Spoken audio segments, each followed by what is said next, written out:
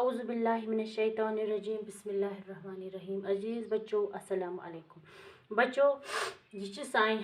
First class इंग्लिशुक अख topic. यह आज अस परुन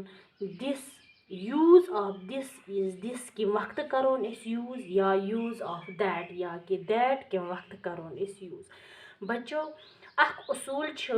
दिस इस तम वक्त करान इस्तेमाल यम वक्त अस कह चीज़ नज़दीक मानो टठो शुरू मगर नज़दीक आसन गस सिर्फ अख क्या गस बच्चों आसन अख न कि एक खुद ज्यादा। For example this is an apple मानो टठो शुरू एप्पल अमिस लड़कस नज़दीक अगर क्या करो इस मानो टठो शुरू इस्तेमाल दिस इज एन एप्पल यह एक सेब है यह एक सेब है मगर तेल दिस इस्तेमाल ये अमिस लड़कस नज़दीक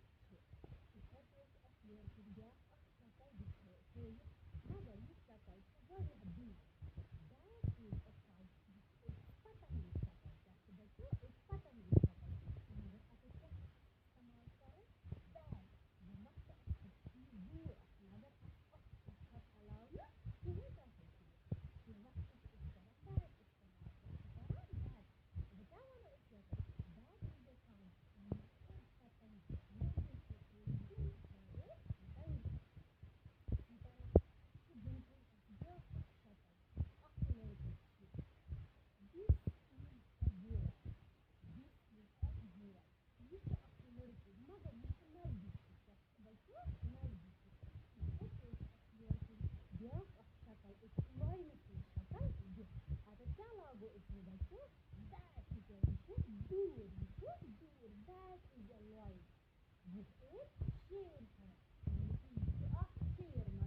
अ साइड पतन सबक अजुक पेनो टठो शुरू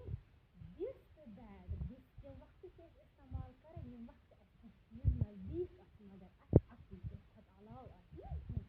दैट के वक्त से इस तरह इस्तेमाल यम वक्त चीज